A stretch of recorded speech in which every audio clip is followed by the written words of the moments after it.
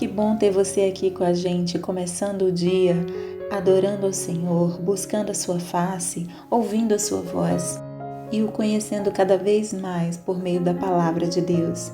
Você está sendo pouco a pouco transformado e tendo a sua mente renovada para que você experimente a boa, perfeita e agradável vontade de Deus. Então vamos começar com a nossa declaração diária, dizendo que nós estamos prontos para receber a palavra de Deus? Repita após mim. Eu vou ouvir a palavra de Deus. Eu sou o que a Bíblia diz que eu sou. Eu tenho o que a Bíblia diz que eu tenho. Eu posso fazer o que a Bíblia diz que eu posso fazer. Hoje eu serei tocado pela palavra de Deus. Eu audaciosamente confesso que a minha mente está alerta, o meu coração está receptivo e eu nunca mais serei a mesma. Eu estou pronto para receber a incorruptível, indestrutível, sempre viva semente da palavra de Deus. Hoje a minha mente é renovada e transformada pela palavra de Deus e por isso eu nunca mais serei o mesmo. Em nome de Jesus. Amém. O nosso devocional de hoje já vai começar, mas antes eu quero te pedir para se inscrever no nosso canal e ativar as notificações para receber um aviso toda vez que um vídeo novo for lançado. Também não esquece de curtir, compartilhar e comentar esse vídeo, tá bom? Deus te abençoe e vamos começar o nosso devocional. 2 Crônicas, capítulo 22. O reinado de Acasias, rei de Judá. O povo de Jerusalém proclamou Acasias, filho mais novo de Jeorão, rei em seu lugar, uma vez que as tropas que tinham vindo com os árabes mataram todos os outros filhos dele.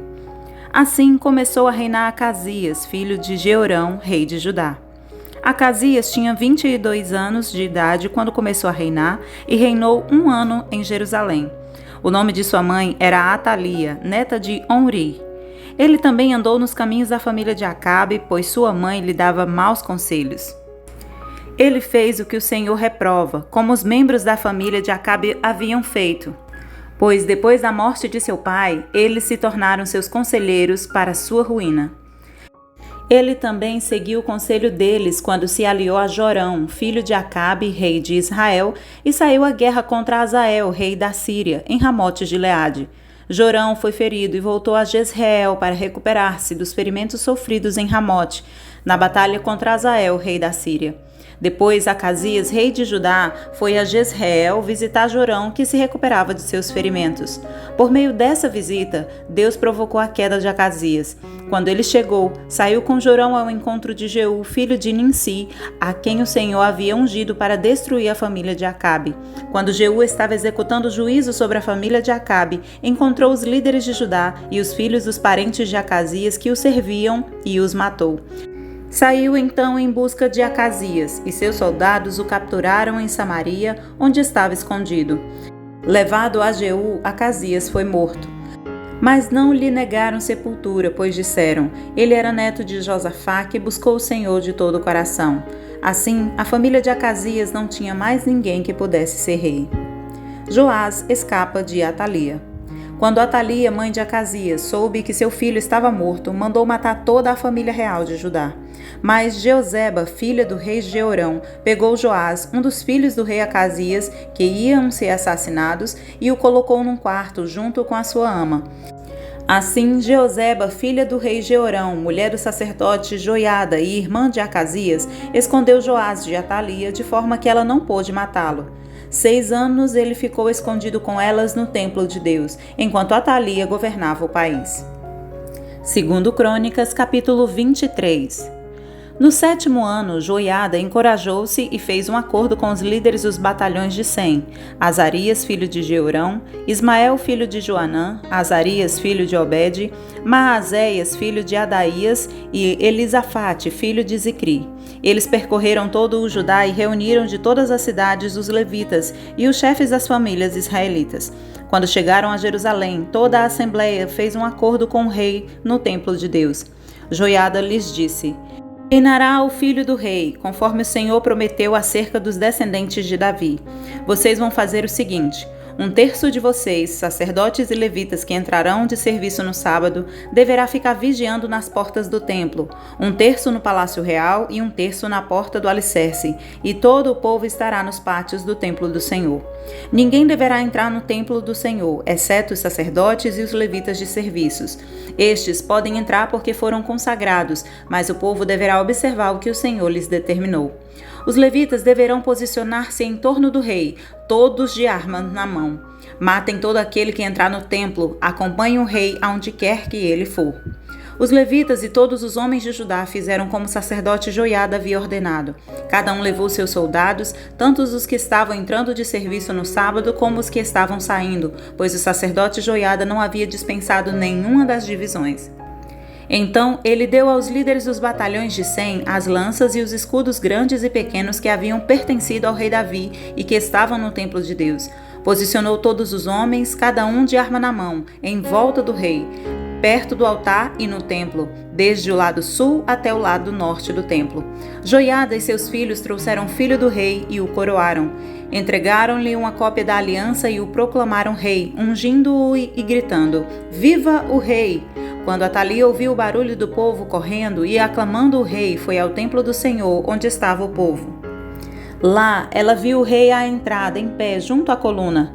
Os oficiais e os tocadores de cornetas estavam ao lado do rei e todo o povo se alegrava ao som das cornetas. Os músicos, com seus instrumentos musicais, dirigiam os louvores. Então Atalia rasgou suas vestes e gritou: "Traição! Traição!" O sacerdote Joiada ordenou aos líderes dos batalhões de 100 que estavam no comando das tropas: "Levem-na para fora, por entre as fileiras, e matem à espada todo aquele que a seguir." Pois o sacerdote dissera: "Não a matem no templo do Senhor." Então eles a prenderam e a levaram à porta dos cavalos, no terreno do palácio, e lá a mataram. E Joiada fez um acordo pelo qual ele, o povo e o rei seriam o povo do Senhor. Então todo o povo foi ao templo de Baal e o derrubou. Despedaçaram os altares e os ídolos e mataram Matã, sacerdote de Baal, em frente aos altares. Joiada confiou a supervisão do templo do Senhor aos sacerdotes levitas, aos quais Davi tinha atribuído tarefas no templo, para apresentarem os holocaustos ao Senhor, conforme estava escrito na lei de Moisés, com júbilo e cânticos, segundo as instruções de Davi. Também pôs guardas nas portas do templo do Senhor, para que não entrasse ninguém que de alguma forma estivesse impuro. Levou consigo os líderes dos batalhões de 100, os nobres, os governantes do povo e todo o povo, e juntos conduziram o rei do templo do Senhor ao palácio, passando pela porta superior, e instalaram o rei no trono. E todo o povo se alegrou. A cidade acalmou-se depois que Atalia foi morta à espada. Segundo Crônicas, capítulo 24. As reformas de Joás no templo. Joás tinha 7 anos de idade quando se tornou rei e reinou 40 anos em Jerusalém. O nome de sua mãe era Zíbia. Ela era de Berseba. Joás fez o que o Senhor aprova enquanto viveu o sacerdote Joiada. Este escolheu para Joás 2 mulheres e ele teve filhos e filhas. Algum tempo depois, Joás decidiu fazer reparos no templo do Senhor. Ele reuniu os sacerdotes e os levitas e lhes disse: "Vão às cidades de Judá e recolham o imposto devido anualmente por todo Israel para fazer reparos no templo do seu Deus. Vão agora mesmo." Os levitas, porém, não agiram imediatamente. Por isso o rei convocou Joiada, o sumo sacerdote, e lhe perguntou: "Por que você não exigiu que os levitas trouxessem de Judá e de Jerusalém o imposto determinado por Moisés, servo do Senhor, e pela Assembleia de Israel para a tenda da Arca da Aliança?" De fato, Atalia, aquela mulher ímpia, e os seus filhos tinham arrombado o templo de Deus e tinham até usado seus objetos sagrados para cultuar os Baalins. Então, por ordem do rei, fizeram uma caixa e a colocaram do lado de fora, à entrada do templo do Senhor. Fez-se a seguir uma proclamação em Judá e em Jerusalém para que trouxessem ao Senhor o imposto que Moisés, servo de Deus, havia exigido de Israel no deserto. Todos os líderes e todo o povo trouxeram com alegria as suas contribuições, colocando-as na caixa até enchê-la. Sempre que os levitas levavam a caixa até os supervisores do rei, e estes viam que havia muita prata, o secretário real e o oficial do sumo sacerdote esvaziavam-na e a levavam de volta. Fazendo isso regularmente, ajuntaram uma grande quantidade de prata. O rei e Joiada entregavam essa prata aos homens que executavam os trabalhos necessários no templo do Senhor. Eles contratavam pedreiros, carpinteiros e também operários que trabalhavam em ferro e em bronze para restaurarem o templo do Senhor. Os homens encarregados do trabalho eram diligentes, o que garantiu o progresso da obra de reforma. Eles reconstruíram o templo de Deus de acordo com o modelo original e o reforçaram.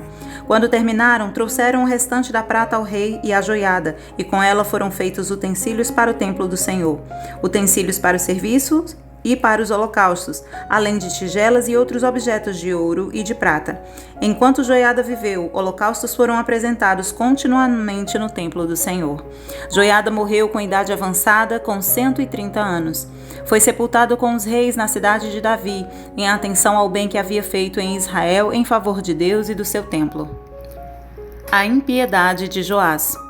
Depois da morte de Joiada, os líderes de Judá foram falar com o rei e lhe prestaram reverência e ele aceitou o que disseram. Então abandonaram o templo do Senhor, o Deus dos seus antepassados, e prestaram cultos aos postes sagrados e aos ídolos. Por culpa deles, a ira de Deus veio sobre Judá e Jerusalém. Embora o Senhor tivesse enviado profetas ao povo para trazê-lo de volta para ele, e os profetas tivessem testemunhado contra o povo, que não quis ouvi-los. Então o Espírito de Deus apoderou-se de Zacarias, filho do sacerdote Joiada. Ele se colocou diante do povo e disse: Isto é o que Deus diz. Porque vocês desobedecem aos mandamentos do Senhor, vocês não prosperarão. Já que abandonaram o Senhor, ele os abandonará. Mas alguns conspiraram contra ele e, por ordem do rei, apedrejaram-no até a morte no pátio do templo do Senhor. O rei Joás não levou em conta que Joiada, pai de Zacarias, tinha sido bondoso com ele e matou o seu filho. Este, ao morrer, exclamou: Veja isto, o Senhor, e faça justiça. Na virada do ano, o exército arameu marchou contra Joás, invadiu Judá e Jerusalém, matou todos os líderes do povo e enviou para Damasco ao seu rei tudo o que saqueou. Embora o exército arameu fosse pequeno, o Senhor entregou nas mãos dele um exército muito maior, por Judá ter abandonado o Senhor, o Deus dos seus antepassados. Assim, o juízo foi executado sobre Joás. Quando os arameus foram embora, deixaram Joás seriamente ferido. Seus oficiais conspiraram contra ele porque ele tinha assassinado o filho do sacerdote Joiada e o mataram em sua cama. Assim ele morreu e foi sepultado na cidade de Davi, mas não nos túmulos dos reis. Os que conspiraram contra ele foram Zabade, filho da amonita Simeate, e Jeozabade, filho da moabita Sinrite. Quanto a seus filhos, as muitas profecias a seu respeito e ao relato da restauração do templo de Deus, tudo está escrito nas anotações dos livros dos reis, e seu filho Amazias foi o seu sucessor. 8 de maio. A mensagem de hoje fala sobre Jeoseba, que marchou em sua época num ritmo diferente do de sua família. Às vezes, em meio a uma família terrivelmente problemática, há uma criança que nos surpreende para o bem. O sofrimento e o mal que ela vê em casa parecem dirigi-la para o Senhor em vez de para longe dele. Havia alguns pecadores inveterados na árvore genealógica de Jeoseba, mas ela se tornou imprevisivelmente justa e reta. Jeorão, o rei de Judá, era seu pai. Ele se casara com Atalia, filha de Acabe, o ímpio monarca de Israel. Acasias, meio-irmão de Jeoseba, era filho dessa união e se tornou rei de Judá. Acabe conduzira Israel à apostasia e à adoração de Baal. Agora sua perversidade estava contaminando Judá também. Jeoseba era casada com o sumo sacerdote Joiada. Jeoseba é o único registro que se tem nas escrituras de um membro da nobreza se casando com um sacerdote. Seu marido era um homem consagrado e espiritual. Quando Jeú assassinou Jorão, filho de Jezabel, que assumiu o trono de Israel após Acabe, ele também matou Acasias, que estava visitando Jorão. Atalia, em Jerusalém, ficou sabendo da morte do filho e se preparou para exterminar todos os herdeiros em potencial do trono de Judá, isto é, os seus próprios netos. Jeoseba, ao ver que Atalia mataria aquelas crianças, agiu rápido. Ela não conseguiria salvar todas, mas podia salvar uma. Então, escondeu o bebê Joás num quarto com a sua ama para impedir a sua morte.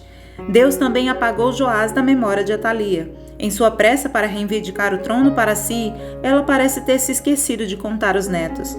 Dessa maneira, Jeoseba e seu marido salvaram a linhagem de Davi e o plano messiânico da redenção divina. Jeoseba foi leal a uma família que não merecia sua lealdade e arriscou a própria vida para salvar uma criança que não era dela. Assim como Deus preservara Moisés e o fizera crescer, ele criou Joás para liderar seu povo e cumprir sua promessa a Davi. Além da descendência de Davi ter sido preservada, o próprio Deus foi servido pelo ato altruísta de Jeoseba. Deus prometeu que o Messias seria descendente de Davi, mas sua linhagem quase foi aniquilada pelas escolhas pecaminosas de Atalia. No entanto, por meio da sábia decisão de uma outra mulher, o Senhor resgatou a linhagem de Davi. Não há dúvidas de que Deus encontra uma maneira de efetuar a promessa de aliança com o seu povo. Ele só precisa de uma pessoa disposta a cumprir os seus propósitos, e Jeoseba foi essa mulher. A história de Jeoseba nos inspira a acreditar sempre que Deus tem o controle de todas as coisas. Nada foge do seu controle e do seu poder. As promessas que Ele faz a nós sempre se cumprirão, ainda que do ponto de vista humano pareça que já tudo tenha se acabado, que tudo não daria mais jeito, como o caso de Atalias, que achou que tinha matado toda a descendência ali dos reis de Judá. Na visão humana daqueles que não sabiam que Joás estava escondido ali no templo do Senhor, na visão deles, eles poderiam até pensar que realmente a promessa de Deus falhou, mas não falhou. Tudo aquilo que Deus faz é perfeito e a sua palavra se prova verdadeira, e tudo aquilo que Deus fala se cumpre. Nenhuma das suas promessas falhará, porque Deus não falha e aquilo que Ele fala, Ele cumpre. As pessoas poderiam ver, não, a promessa de Deus não vai se cumprir, da descendência de Davi não tem como surgir um rei, porque Atalia matou todos os descendentes dos reis de Judá, e ela agora está governando sobre o povo de Israel. Durante 6 anos que durou o governo de Atalias, as pessoas poderiam inclusive pensar em desistir e duvidar mesmo das promessas de Deus. Mas durante todo este tempo, a promessa do Senhor continuava ali escondida, sendo cuidada em segredo para no tempo certo ela se levantar e ali mostrar que Deus permanece no controle de todas as coisas. Quando Joás foi declarado rei, todos aqueles que viram que um dos descendentes de Davi sobreviveu, viram e comprovaram com seus próprios olhos que a promessa de Deus nunca falhou. Ele nunca perdeu o controle de absolutamente nada. Essa história nos inspira hoje a crer nas promessas que Deus fez na nossa vida. Nós podemos ser como Jeoseba e nos posicionar e ser aqueles que cumprem a vontade do Senhor, independente das circunstâncias ao nosso redor. Deus quer nos usar. O Senhor nos chama a ter a disposição a fazer a sua vontade, independente dos tempos difíceis, das circunstâncias ou da aparente falta de concretização das suas promessas. Se você não ver hoje as promessas de Deus se cumprindo em sua vida, creia, Deus é fiel. Se Ele prometeu, Ele vai cumprir. Ainda que você não veja agora e que pareça impossível, aquilo que Deus falou a seu respeito se cumprir, se cumprirá. Deus não falha. Eu repito, Deus nunca falhou e com você também não falhará. Creia tão somente e se posicione como Jeoseba, crendo que a promessa de Deus se cumprirá no tempo certo e na hora certa. Amém? Posso orar por você? Senhor Deus e Pai, neste momento eu te peço que abençoe essa pessoa que está ouvindo este devocional.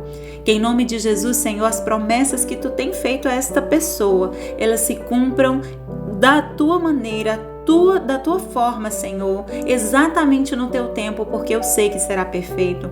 Senhor, cumpre as tuas promessas, Senhor Jesus, e a surpreende. Surpreende essa pessoa agora, Senhor, com bênção sem medida sobre a sua vida, de forma, Senhor, que o teu nome seja glorificado. E é para a glória do teu nome que eu te peço isso, em nome de Jesus. Amém e amém. Amém, meu querido, amém, minha querida, que Deus te abençoe. Tenha um ótimo dia e até o próximo devocional.